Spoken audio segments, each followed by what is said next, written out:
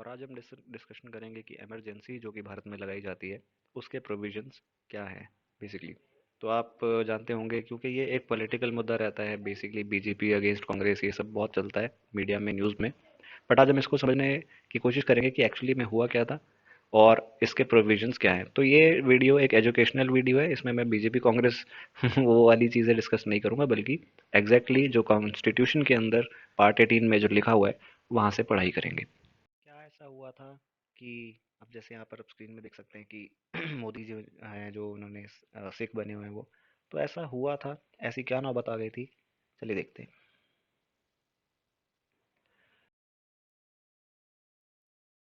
ये इमरजेंसी 1975 में लगी थी, इंदिरा गांधी जी द्वारा लगाई गई थी। अब ये हिस्ट्री में एक अच्छा पीरियड नहीं माना जाता है, इसको एक इंडियन हिस्ट्री का डार्क फेज माना जाता है। उसका रीज़न ये है कि जो इसके लगाने के यानी इमरजेंसी को इम्प्लीमेंट करने के रीजंस थे वो बहुत ही वेग थे, क्योंकि आर्टिकल्स के अंदर ये मेंशन था कि एक्सटर्नल एग्रेशन होना चाहिए या इंटरनल डिस्टर्बेंस होनी चाहिए, बट यहाँ पर चीज़ों को पोलिटिसाइज करके उनका फ़ायदा उठाया गया, इसलिए ये चीज़। तो 1975 25 जून को नेशनल इमरजेंसी लगा दी गई इंदिरा गांधी जी द्वारा, और उस समय प्रेसिडेंट थे फखरुद्दीन अली अहमद। ये सारे इमरजेंसी के जो प्रोविजंस हैं वो part 18 of the Indian constitution के अंदर है। आर्टिकल्स 352 से लेकर के 360 तक सभी प्रकार के इमरजेंसी के बारे में बताया हुआ है। तो ये एक डार्क चैप्टर है, उसके लिए काफ़ी सारी न्यूज़ कटिंग्स आपको मिल जाएंगी।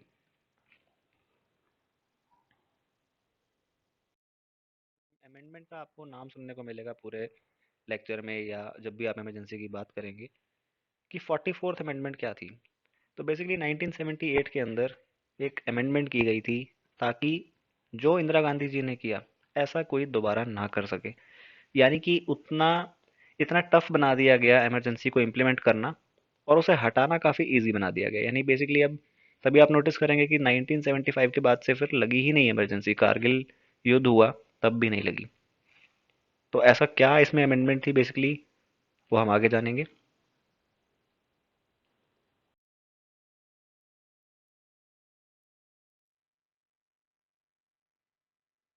38th अमेंडमेंट एक्ट 1975 में इंदिरा गांधी जी द्वारा ये किया गया था कि जो जुडिशियल रिव्यू वाली बात है वो हटा दी, यानी कि नेशनल इमरजेंसी को इम्यून कर दिया जुडिशियल रिव्यू से।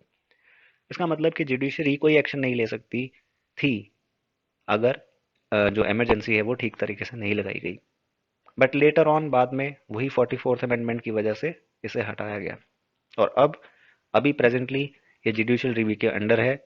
यानी मान लीजिए कोई कोई प्रधानमंत्री सजेस्ट करता है, यानी कि कैबिनेट जो है सजेस्ट करती है प्रेसिडेंट को कि आप लगा दीजिए, और बाद में जुडिशियल रिव्यू से पता चलता है कि नहीं नहीं ये तो वेग है, ये ज़बरदस्ती लगाई गई है, तो उसे कोर्ट भी हटवा सकता है। और एक बहुत फेमस केस है मिनर्वा मिल्स केस 1980, जिसमें कि सुप्रीम कोर्ट ने ये बताया कि जो नेशनल इमरजेंसी है उसे कोर्ट के अंदर उस पर चैलेंज किया जा सकता है कि ये इररिलेवेंट है या गलत तरीके से लगाई गई है। तो ये मिनर्वा मिल्स केस से ही हो पाया। अब हम देखते हैं कि मीनिंग क्या है। Meaning is very easy. Emergency का आपको मीनिंग पता होता है कि इमरजेंसी मतलब आपातकाल, यानी कुछ ऐसी सिचुएशन जो नॉर्मल नहीं है। यानी कि अगर देश पर कुछ ऐसा खतरा आ जाता है जिसमें कि बहुत मुसीबत हो सकती है, जान माल को खतरा हो सकता है लोगों की, और पूरे देश के अंदर डिजास्टर हो सकता है, तो ऐसे में इमरजेंसी लगाई जा सकती है। अब ऐसे में होगा क्या क्या, वो यहाँ पर लिखा हुआ है। तो इमरजेंसी तीन प्रकार की है। आर्टिकल 360 फाइनेंशियल के लिए, फाइनेंशियल इमरजेंसी के लिए, कॉन्स्टिट्यूशनल इमरजेंसी के लिए आर्टिकल 356, आर्टिकल 352 नेशनल इमरजेंसी के लिए। सबसे ज़्यादा फेमस यही होती है। बट आमतौर पे आप सुनते होंगे कि स्टेट में इमरजेंसी लग गई, पंजाब में लग गई, या कहीं नॉर्थ ईस्ट में लग गई, या कहीं पर कर्नाटका में लग गई, क्योंकि बार बार ये लगती रहती हैं। मतलब बहुत कॉमन नहीं है बट स्टिल लग जाती है ये। तब लगती है जब स्टेट की मशीनरी फेल हो जाए। तो आर्टिकल 352 से लेकर के 360 तक आपको सारे प्रोविजंस मिलेंगे, एक ये फैक्ट है, और ये part 18 of the Indian constitution के अंदर आता है। और जो इमरजेंसी है वो लगा कौन सकता है, सिर्फ और सिर्फ प्रेसिडेंट ऑफ इंडिया। लेकिन इसमें उनको रिटर्न में एक प्रोक्लेमेशन चाहिए, रिटर्न में उनको पूरी जो असेंबली, नॉट असेंबली, पूरे कैबिनेट की पूरी जो एग्जीक्यूटिव काउंसिल है उनकी एक रिटर्न में उनको चाहिए होता है कि हाँ कुछ ऐसी परिस्थिति बन गई है कि इमरजेंसी लगानी पड़ेगी। इसके अलावा आगे देखते हैं नेक्स्ट स्लाइड। जो कि आर्टिकल 352 से लगती है, इसमें अब ये लिखा हुआ है कि ये सिर्फ एक्सटर्नल एग्रेशन और वॉर से ही लगेगी, और इसके अलावा इंटरनल इमरजेंसी से कहते हैं क्योंकि आर्म्ड रेबेलियन अगर देश के लोगों में सिविल वॉर हो जाए या कोई हथियारबंद लोग घुस जाएं या अंदर के ही लोग हथियार उठा लें और स्टेट की मशीनरी को बर्बाद करने की कोशिश करें, तब ही ये इमरजेंसी लग सकती है। और जो इंदिरा गांधी जी के ऊपर एलिगेशंस लगते हैं वो इसी बात के लिए लगती हैं कि क्योंकि उन्होंने उस समय पर वहां पर ये लिखा हुआ था कि इंटरनल डिस्टरबेंस पुराने टाइम में, तो उन्होंने इंटरनल डिस्टरबेंस में जो पॉलिटिकल विरोध हो रहा था उनके खिलाफ उसी को बहाना बना करके इमरजेंसी लगा दी थी। जबकि कोई ऐसा बहुत ही खतरनाक अगर आप हिस्ट्री में पढ़ेंगे तो आपको पता लगेगा कि हाँ कोई बहुत खतरनाक आर्म्ड रिबिलियन कुछ नहीं थी। हाँ पॉलिटिकल मतभेद थे। इंदिरा गांधी जी के खिलाफ बहुत सारे कोर्ट में केसेस चल रहे थे ऑलरेडी, और बहुत सारी मूवमेंट्स थी, बिहार स्टूडेंट मूवमेंट चल रही थी उनके खिलाफ।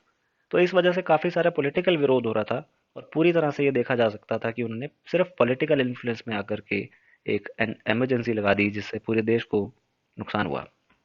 तो आर्टिकल इसके अंदर 44th अमेंडमेंट में ये चेंज किया गया कि आर्म्ड रिबिलियन वर्ड लगाया गया और चेंज कर दिया गया इंटरनल डिस्टरबेंस को। अप्रूवल किस तरह से होता है और जो इमरजेंसी है वो कितनी देर तक लगाई जा सकती है, काफ़ी सारे फैक्चुअल क्वेश्चन आ जाते हैं पेपर में अगर आप किसी भी गवर्नमेंट एग्जाम की तैयारी कर रहे हैं या अदरवाइज भी आप ये सब्जेक्ट पढ़ रहे हैं, आपका सब्जेक्ट है पॉलिटिक्स या पॉलिटी, तो तब भी आपको बहुत सारे ड्यूरेशन पर अप्रूवल पर क्वेश्चंस आ सकते हैं। तो अगर मान लीजिए कि प्रेसिडेंट ने on advice of the council जो इमरजेंसी है उसे इम्प्लीमेंट कर दिया है, तो उसे अगले 1 महीने के अंदर अंदर अप्रूव करना ही पड़ेगा दोनों हाउसेस से, तभी वो इमरजेंसी जो है वो आगे कंटिन्यू हो पाएगी। तो इसका मतलब एक सेफ गार्ड मैकेनिज्म ऐड किया गया है कि ऐसे ही किसी प्रेसिडेंट ने लगा दी और वो चलती ही रहेगी इंडेफिनेटली, ये ना हो। इसीलिए उन्होंने ये वाली चीज़ ऐड की थी कि जो हाउसेज हैं दोनों में वो पास होनी चाहिए। अगर वो एक बार पास हो जाती है तो उसके बाद हर 6 महीने बाद उसे बार बार चेक किया जाएगा, यानी छः छः महीने बाद, हर 6 महीने बाद फिर से उसे दोनों हाउसेज में दोबारा से अप्रूवल इकट्ठा करना पड़ेगा। तो इसका मतलब एक सेफ्टी वॉल्व की तरह है कि ये हो गया है कि कंटिन्यूसली नहीं चलती रहेगी। और इसके अलावा एक स्पेशल मेजोरिटी चाहिए होगी दोनों हाउसेज के अंदर, या अगर एक केस मैं आपको बताता हूँ कि अगर इसे हटाना हो तो सिर्फ सिंपल मेजोरिटी चाहिए, और सिर्फ सिंपल मेजोरिटी से ही जो इमरजेंसी है वो हट सकती है। अब आप देखो ऑफ द प्रोक्लेमेशन, यानी कि प्रोक्लेमेशन की को कैसे हटाया जा सकता है। प्रेसिडेंट इसे कभी भी हटा सकते हैं, यानी अगर प्रेसिडेंट की इच्छा होती है, इच्छा या उनको लगता है, उनकी समझ में आता है कि हाँ इसकी ज़रूरत नहीं है इमरजेंसी की, तो वो उसे कभी भी हटा सकते हैं। दूसरी चीज़ जो मैंने आपको पिछली साइड में भी बताई थी कि लोकसभा एक रेजोल्यूशन सिंपल मेजोरिटी से भी पास कर देगी तो भी इमरजेंसी हट जाएगी। अब आप सोच रहे होंगे सुन लिया सर, ठीक है नेशनल इमरजेंसी लगती है, इंदिरा गांधी जी ने लगाई थी, होता क्या है इसके अंदर। तो इसके अंदर होता ये है कि आपको क्रक्स जो इसका या मेन देखने को मिलेगा कि नेशन बहुत ही स्ट्रांग हो जाएगा। मतलब किस सेंस में, जो यूनिटरी गवर्नमेंट है वो बहुत ही ज़्यादा स्ट्रांग हो जाएगी हर एस्पेक्ट के अंदर। यानी आपने सुना होगा कि स्टेट सब्जेक्ट्स होते हैं और सेंटर के अलग सब्जेक्ट्स होते हैं, लेकिन इमरजेंसी के अंदर सभी कुछ, everything will be controlled by the unit unitary government, यानी कि यूनियन गवर्नमेंट जो है सेंटर में वही सब कुछ कंट्रोल करेगी। तो ये बहुत इमेंस पावर दे देता है, और इससे ये भी प्रूव होता है कि इंडिया फंडामेंटली एक यूनियन है, और अगर मुसीबत आ जाए तो फेडरेशन की नहीं चलेगी, फेडरल स्टेट्स की नहीं चलेगी, बल्कि यूनियन ऑफ इंडिया की चलेगी इन केस ऑफ इमरजेंसी। मिल जाती है स्टेट को जिससे कि वो ऑर्डिनेंसेस डायरेक्टली पास कर सकता है और स्टेट्स के ऊपर भी अपने कानून को लगा सकता है। फाइनेंशियल इमरजेंसी एक अलग चीज़ है जो कि आर्टिकल 360 से लगती है, जिसके अंदर कुछ आगे इस पे स्लाइड आपको मिलेगी डिफरेंट, बट इसमें कुछ पैसों से रिलेटेड मेजर्स लिए जाते हैं। इफेक्ट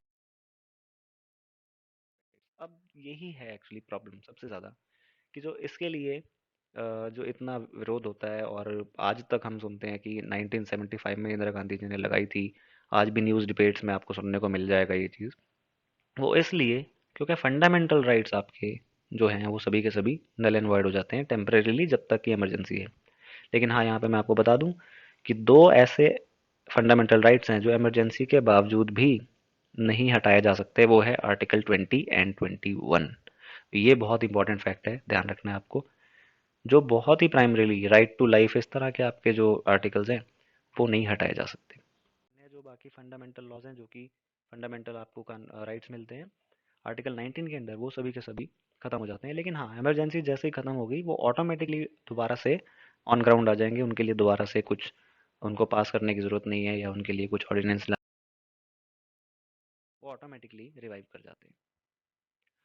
और भी बहुत सारे फंडामेंटल राइट्स हैं जो कि खत्म हो जाते हैं, जैसे कि फॉर एग्जांपल आर्टिकल 359 के अंडर मेजर्स हैं, वो सस्पेंड हो जाते हैं पूरी तरह से। अब इस पे एक क्वेश्चन आता है, थोड़ा सा एडवांस लेवल का क्वेश्चन है, बट वो क्वेश्चन ये है कि कहा जाता है कि फंडामेंटल राइट्स खतरे में नहीं आते, बल्कि फंडामेंटल राइट्स को बचाना खतरे में आता है। तो इस वजह से ये कहा जा रहा है कि क्योंकि आर्टिकल 359 के अंडर आप कोर्ट जा सकते थे, तो वो वाला जो अधिकार है वो छीन लिया गया है।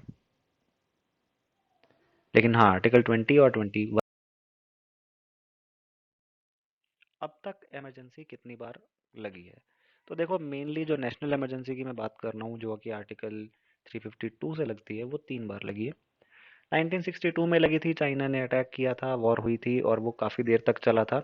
और ये 1968 में जा करके हट पाई थी, क्योंकि उसके बाद फिर 96 में, वो 95 में, सॉरी सॉरी 65 में, यानी कहने का मतलब ये है कि एक तो चाइना ने 62 में अटैक किया, तो वो इमरजेंसी चली रही थी और कंटिन्यू हो गई 1965 तक, जिसमें पाकिस्तान के साथ एग्रेशन हुआ था, वो भी एक्सटर्नल एग्रेशन था।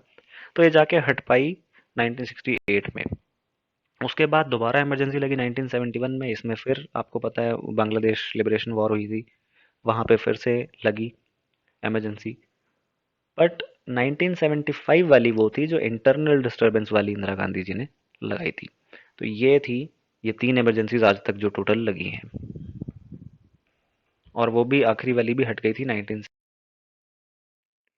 दूसरी जो इमरजेंसी आप सुनते हैं आर्टिकल 356 वाली, वो प्रेसिडेंट रूल लगा देती है, और ये स्पेसिफिक किसी एक जगह पर होती है।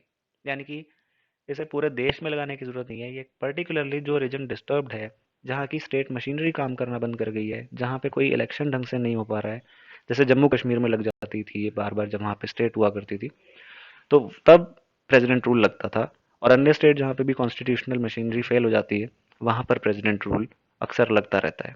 और स्टेट रिलेशन से रिलेटेड भी है एक तरह से, क्योंकि आपको ये पता है कि centre is more powerful, not generally, लेकिन हाँ कुछ ऐसे प्रोविजन है जैसे कि प्रेसिडेंट रूल। अगर स्टेट ही अपनी चलाएगी, तो या स्टेट में मशीनरी फेल हो चुकी है, तो ऐसे में सेंटर के पास अधिकार है कि वो प्रेसिडेंट को कह करके प्रेसिडेंट रूल लगवा सकते हैं।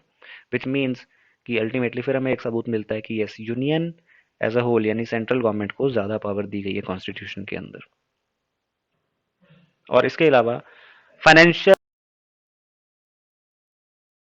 के अंडर लगती है। इसका भी तरीका वही होगा, जबकि प्रेसिडेंट को ठीक लगेगा कि हाँ देश के जो हाल है वो ख़राब हो चुके हैं फाइनेंशियली, यानी कि जिस तरह से पैसों की कमी या फिर पैसों की प्रॉब्लम किसी इंडिविजुअल को या फैमिली को या किसी कंपनी को आ सकती है, उसी तरह से एक देश को भी फाइनेंशियल इमरजेंसी का सामना करना पड़ सकता है। तो ऐसे में आर्टिकल 360 में कुछ प्रोविजन है, वो इम्प्लीमेंट हो जाते हैं on advice of the council, और प्रेसिडेंट इन्हें लगाते हैं। इसमें बहुत बारीक चीज़ें लिखी हुई हैं। आज तक ये कभी लगी नहीं है थैंकफुली, और मुझे लगता है कि आगे भी नहीं लगेगी। अब इसमें बहुत बारीक बातें कैसे लिखी हुई हैं, मैं आपको एक एग्जांपल देता हूँ। इसमें यहाँ तक की चीज़ें लिखी हुई हैं कि जब इमरजेंसी होगी, मनी की प्रॉब्लम होगी, तो जो स्टेट के एम्प्लॉयज़ हैं, यानी इंडिया के जो एम्प्लॉयज़ हैं, एज अ गवर्नमेंट के जो एम्प्लॉयज़ हैं, उनकी सैलरी में भी कमी की जा सकती है, डिले की जा सकती है। और जो सुप्रीम कोर्ट के, हाई कोर्ट के जजेस हैं, उनकी सैलरीज में भी डिडक्शन करी जा सकती है। यानी बहुत बारीक लेवल पर माइक्रो मैनेजमेंट करने के प्रावधान है। बट जैसा कि मैंने बताया, आज तक कभी लगी नहीं। और ये स्पेशल इसलिए क्योंकि एक बार ये अप्रूव हो गई, तो ये फाइनेंशियल इमरजेंसी इनडेफिनेटली तक तक चलती रहती है, जब तक प्रेसिडेंट इसे हटा नहीं देते। तो ये था फाइनेंशियल इमरजेंसी के बारे में। इसके बाद चलते हैं नेक्स्ट स्लाइड पर। यहाँ फाइनेंशियल इमरजेंसी कैसे किस किस तरह से असर डालती है, जो जैसे मैंने आपको पिछले स्लाइड में ही बता दिया था कि सैलरीज अलाउंसेस डीए टीए इस तरह की चीज़ें कट सकती है, मतलब कंपलसरी नहीं है। वहाँ पर कमेटी बैठती है, कमेटी बनाई जाती है जो कि उस पर डिसीजन लेती है कि कितना ज़्यादा स्ट्रिंजेंट पॉलिसीज रखनी है।